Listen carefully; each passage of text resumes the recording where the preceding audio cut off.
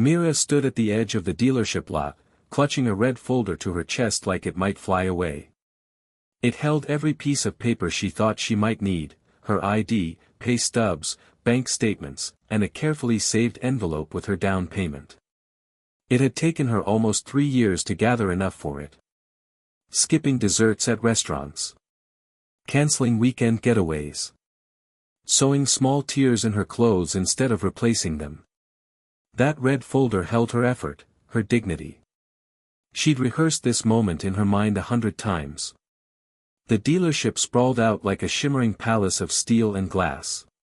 Rows of polished vehicles gleamed under the late morning sun, each one reflecting a dream.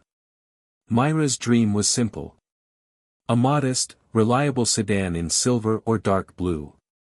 Nothing flashy, nothing loud. Just something to get her to and from work without stalling in the middle of traffic lights like her old Civic did every other week. She'd even dressed for the occasion, ironed jeans, a clean blouse, and her hair pulled back neatly.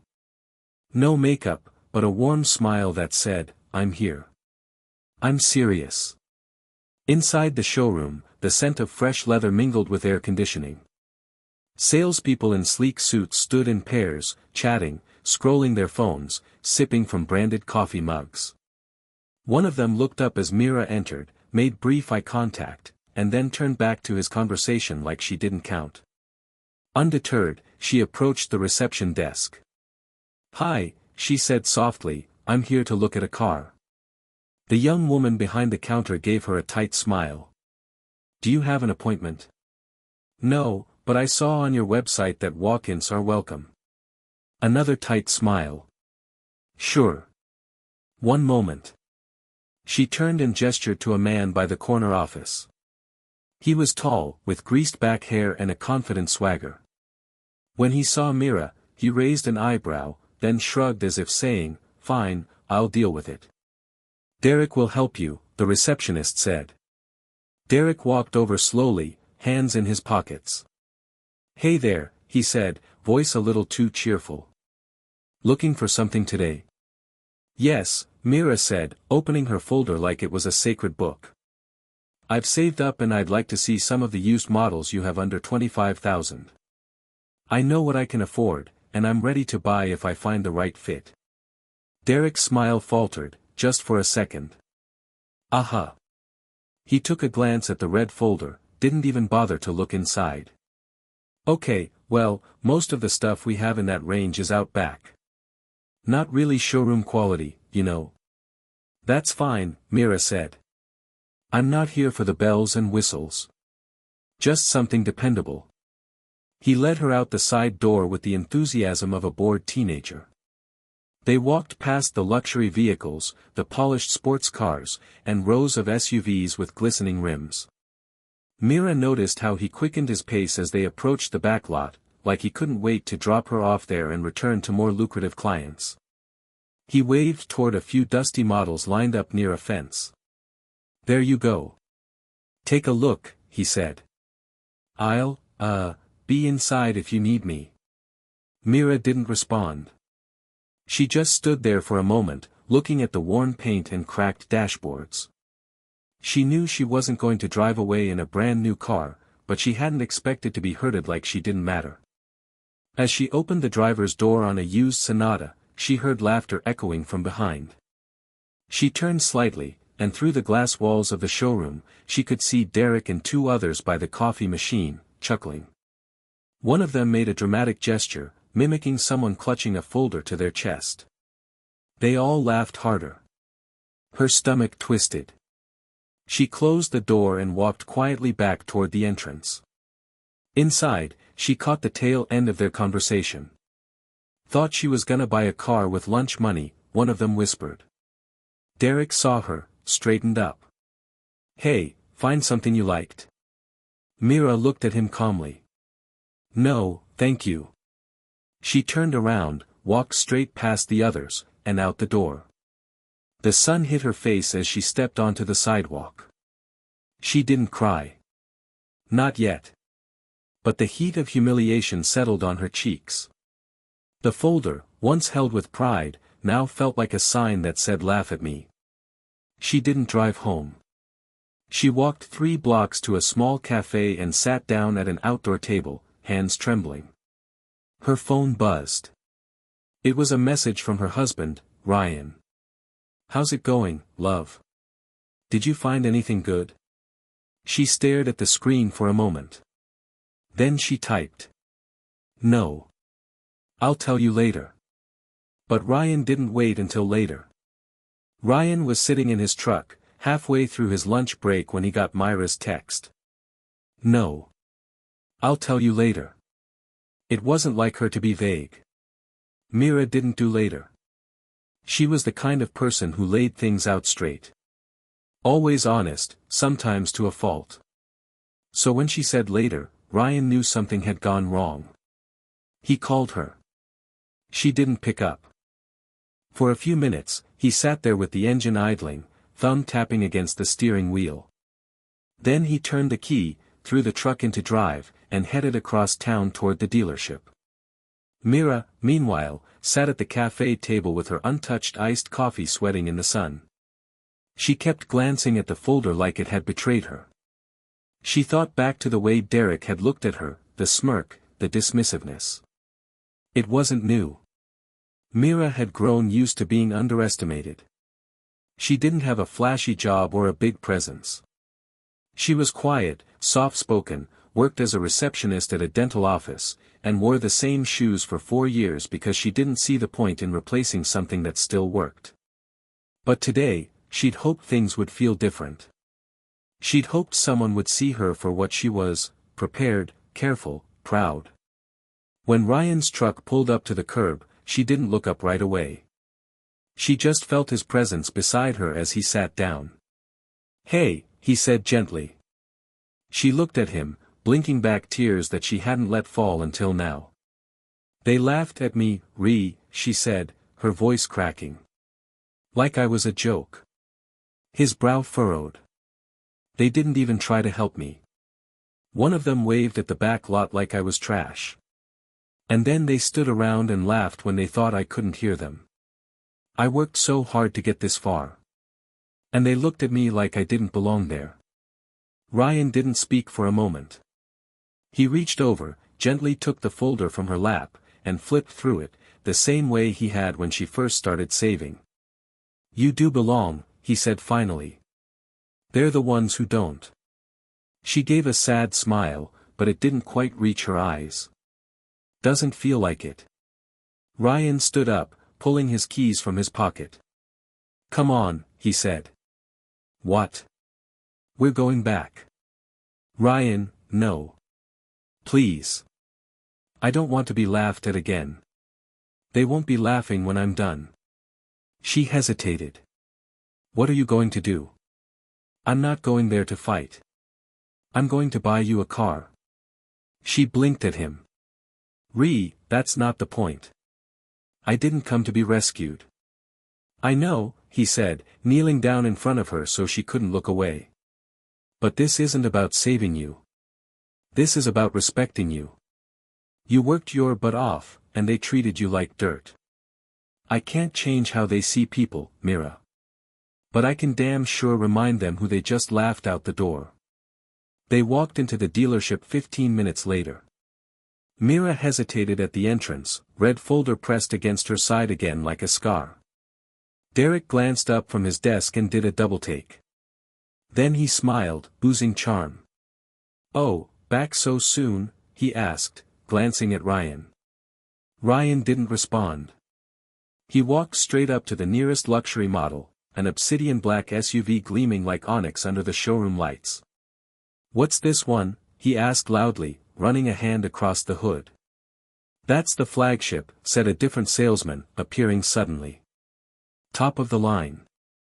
Over 90 grand fully loaded." Ryan nodded. "We'll take it." The room went quiet. Derek blinked. Sir, maybe you'd like to take a look at." "Nope. This one's perfect." He turned to Myra. "You like it?" She stared at him, wide-eyed. "It's too much." "Not for you." The receptionist stood up now, watching the scene unfold. Derek stepped forward, trying to reclaim the situation. "I'd be happy to get the paperwork started," he said. Ryan looked at him for the first time. And when he spoke, his voice was low and calm, but sharp. "Not with you." Derek's mouth opened, then closed.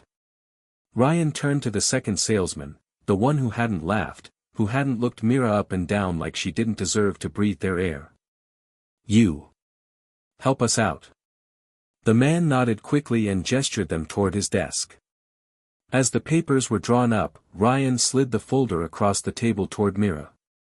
"You can still use your down payment if you want. You've earned that." Mira looked at the envelope, then shook her head slowly. "I want to save it. For something else." Outside the showroom, a few of the salespeople stood by the windows, staring in disbelief. Ryan leaned back, arm draped behind Myra's chair. And when the final signature was scribbled, the salesman handed Mira the keys. The laughter was gone, replaced by silence. But it wasn't just about the car. It was the way Mira stood as she held the keys.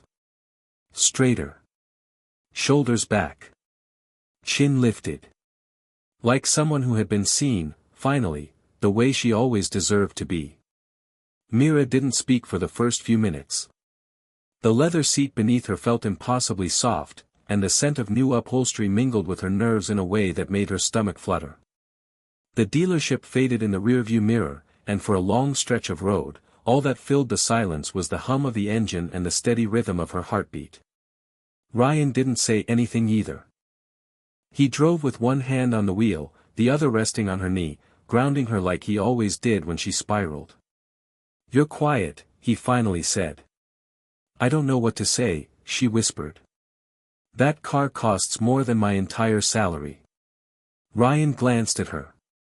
"I didn't buy it to impress anyone, Mira. I bought it because I wanted to see you treated the way you deserve." She looked out the window, eyes burning again.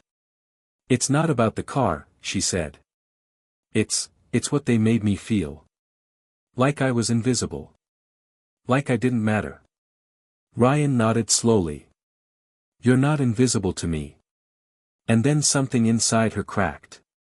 Because deep down, beneath the pride, beneath the fury, was a truth she hadn't wanted to admit. Part of her had believed them. Part of her had absorbed their judgment. That she was too plain. Too small. That she didn't belong in big showrooms or behind the wheel of something shiny. That women like her were supposed to settle. But Ryan saw her. Not as a fixer-upper. Not as a charity case. As his equal. His partner. She turned toward him and said quietly, "You didn't have to do this to prove anything. You love me so loudly every day, and sometimes I still forget how to hear it." Ryan pulled the SUV into a park near the river and shifted into park. "You've spent your whole life taking care of everyone else," he said. "Your family. Your coworkers. Me. But who takes care of you?" She didn't answer. He turned in his seat, his voice gentle but firm. "You are not small, Mira. You are not forgettable. And I don't ever want to see you dim yourself to fit into someone else's story. I want you to live like you deserve everything. Because you do." She was crying now, but she wasn't embarrassed anymore. "I just wanted to be taken seriously," she said. "You should be," he replied. "You walk into a room and hold it together with nothing but grace. You've built a life with quiet strength that no one ever gives you credit for." "Well, screw that. I see you, Mira. And I'm going to make damn sure the world does too." They sat in silence for a moment, the sun dipping low behind the clouds. Then Mira took the keys from his hand. "What are you doing?" Ryan asked. "I'm driving us home," she said. He smiled. "You sure?" She nodded, sliding into the driver's seat. "It's mine. Time I act like it." As she gripped the wheel, she realized something had shifted inside her, not because of the money, or the car, but because of the way Ryan had looked at her when she felt invisible. Like she was the most important thing in the world. When they pulled into their driveway, the neighbor across the street, a woman Mira had exchanged polite nods with for years, stared at the vehicle, eyes wide. "Whoa," she called out. "Is that yours?" Mira smiled. "Yeah. It is." And for the first time in a long time, she felt seen. But just as she stepped out of the SUV, her phone buzzed with an unfamiliar number. She almost ignored it. Then something in her gut told her to answer. "Hello. Hi, is this Mira?" "Yes. This is Jonah Hartley. I'm the regional manager for the dealership you visited earlier today." Mira froze. "I wanted to speak with you," he said. "I've been made aware of what happened. And I'd really appreciate a moment of your time, if you're willing." Her hand tightened on the phone. Because she had a decision to make now. To speak up, or to let it go. To use her voice, or retreat back into silence. Mira stood in front of the dealership doors again 2 days later. This time, she didn't hesitate. She wore the same blouse, the same shoes, carried the same red folder, but she was not the same. Jonah Hartley greeted her in the front lobby. He was in his mid-50s, with silver at his temples and a calm, serious expression. He extended his hand immediately. "Thank you for coming in, Mira," he said. "I understand you didn't have to. And I know you probably didn't want to." She shook his hand without smiling. "I came because you asked. I'm not here for an apology. I'm here because something needs to change." Jonah nodded solemnly. "I agree." He led her into his office, offered her a seat, and listened. For 30 uninterrupted minutes, Mira told him everything. Not just about Derek or the laughter or the humiliation. She told him about how women like her are treated in places like this. How assumptions are made based on clothes, posture, even the way someone walks through a door. "I came in with everything ready," she said. "I wasn't asking for special treatment. I came in prepared to buy a car. And instead, I was made to feel like a fraud." Jonah didn't interrupt once. When she finished, there was a long pause. "I'm not going to defend them," he said quietly. "I've already seen the surveillance footage. I saw the way you were treated. It wasn't just unprofessional, it was disrespectful and dehumanizing." He exhaled slowly. "Derek no longer works here." Mira blinked. She hadn't expected that. "I've spoken with every staff member about what happened," Jonah continued. "But that's not enough. I want to do more. I want to bring you in to speak at our regional training next month. Talk to our entire network of dealerships. Tell them what you told me." Mira's stomach fluttered. "I'm not a public speaker. You don't have to be. Just be who you are. That's the whole point." She thought about it. About what it would mean to stand up in front of a room full of polished professionals who might look at her the same way Derek did. But then she thought about all the other women, quiet women, soft-spoken women, who got steamrolled every day because no one ever stood up and said, "This isn't okay." She nodded. "I'll do it." The training session took place in a downtown conference room a few weeks later. Mira wore a simple black dress and stood at the podium with trembling hands, but a steady voice. She told her story. From the folder to the laughter to the keys in her hand. She watched eyes widen. Faces shift. A few jaws tighten in shame. She ended with this. "I'm not here to embarrass anyone. I'm not here to get revenge. But you need to remember, every person who walks through your doors has a story. Some of us have had to claw our way here. Some of us are holding everything together with tape and hope. And all we're asking is that you look us in the eye. Treat us like we matter. Because we do." The room gave her a standing ovation. Afterward, several saleswomen came up to her, eyes glassy. "You said what we've been thinking for years. You made me feel braver. I needed this." When she walked out of the building, Ryan was waiting for her at the curb, leaning against the black SUV. She stepped into his arms, and for the first time in her life, Mira didn't feel like she was shrinking to fit the world around her. She felt like she was growing to meet it. A few months later, Mira started a small podcast called The Red Folder. It was just her, a microphone, and a quiet room. Each week, she told stories, hers, others, about resilience, dignity, and quiet strength. It started small. Then it didn't. Women wrote in from all over the country. Some had red folders of their own. She never saw Derek again. But sometimes, late at night, she'd think of the way he laughed at her that day. And she'd smile, not out of bitterness, but because that laugh had unintentionally lit a fire in her. A fire that turned one of the quietest people in the room into someone no one could ignore.